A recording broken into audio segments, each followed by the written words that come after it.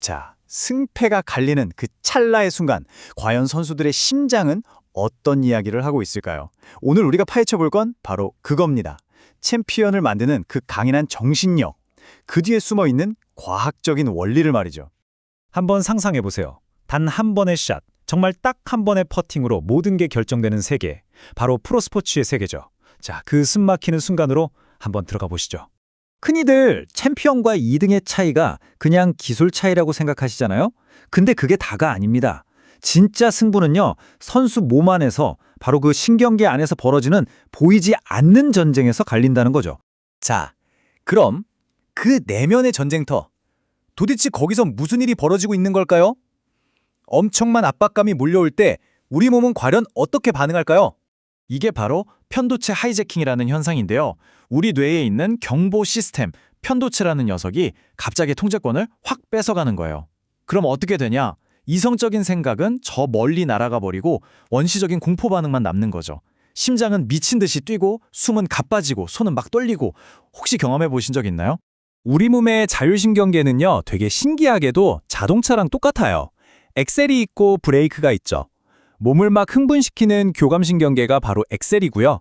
반대로 차분하게 가라앉히는 부교감신경계가 브레이크 역할을 하는 겁니다. 근데 결정적인 순간에 이 엑셀만 너무 세게 밟으면 어떻게 될까요? 바로 초킹 현상이 나타나는 겁니다. 힘이 잔뜩 들어가서 멋진 드라이브를 날려야 하는데 어이없는 퍼팅 실수가 나와버리는 거죠. 하지만 진짜 챔피언들은 달라요. 이 사람들은 바로 이때 브레이크를 살짝 밟아서 평정심을 되찾는 법을 아는 겁니다. 자, 그럼 이 보이지 않는 내면의 전투를 우리가 어떻게 알 수 있을까요? 측정할 방법이 있을까요?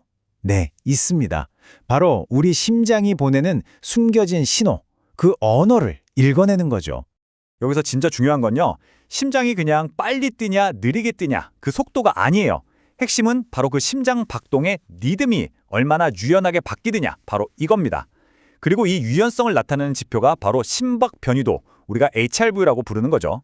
HRV가 낮다는 건요, 스트레스를 많이 받고 있다는 신호인데, 비유하자면 핸들이 뻑뻑하게 굳어버린 자동차 같은 거예요.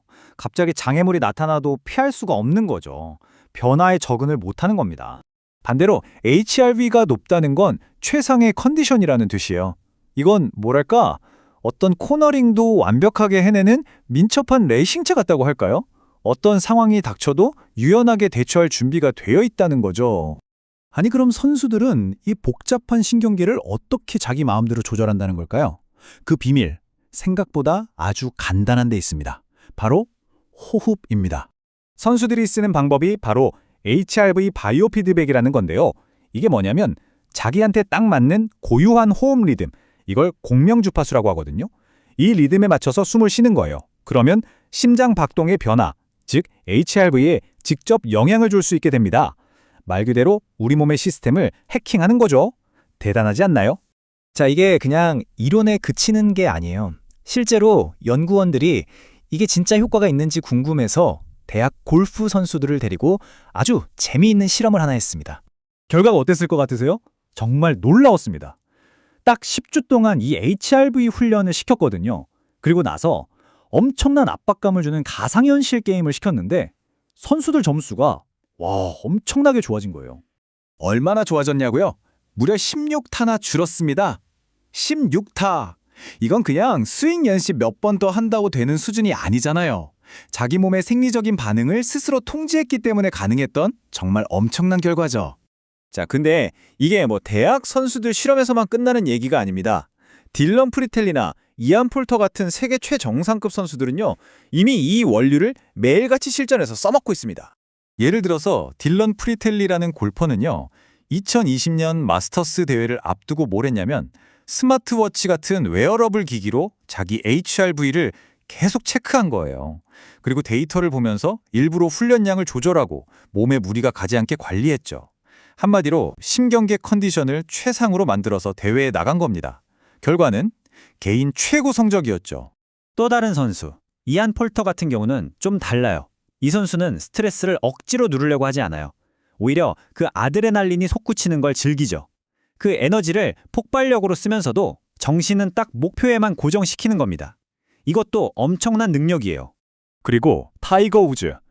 이 선수의 경기 전 루틴 보신 적 있으세요? 첫 홀부터 마지막 홀까지 정말 1초의 오차도 없이 똑같습니다. 이게 왜 중요하냐면 이런 강박적일 정도의 일관성이 몸한테는 안전장치가 되는 거예요.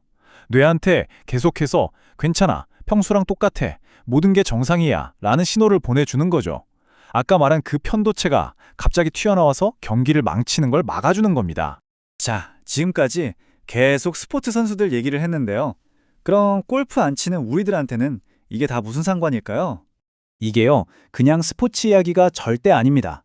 생각해보세요. 엄청 중요한 발표를 앞두고 있을 때, 아니면 누군가와 정말 어려운 대화를 해야 할 때, 혹은 인생이 걸린 시험을 볼 때, 우리 삶에도 이런 결정적인 순간들이 있잖아요. 바로 그 모든 압박 상황에서 내 몸의 스트레스 반응을 내가 통제할 수 있는 아주 실용적인 가이드가 될 수 있다는 거죠. 그래서 핵심을 딱 3가지로 정리해 드릴게요. 첫째는 생리학적인 방법, 바로 호흡 조절을 통해서 HRV를 높이는 겁니다. 둘째는 심리학적인 방법, 경기 전 루틴이나 이미지 트레이닝처럼 뇌의 공포 스위치를 꺼주는 거죠. 그리고 마지막 3번째는 관리적인 방법.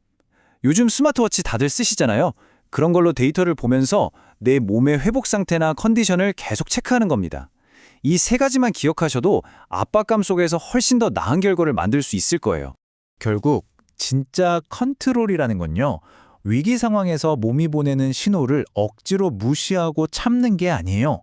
오히려 그 신호를 가만히 들여다보고 내 몸이 지금 긴장했구나 하고 이해해 주는 거죠. 그리고 호흡이라는 아주 간단하지만 강력한 도구를 사용해서 다시 우리 몸의 시스템을 평온한 상태로 되돌려 놓는 것. 어쩌면 그게 바로 승리를 부르는 진짜 지혜가 아닐까 싶습니다.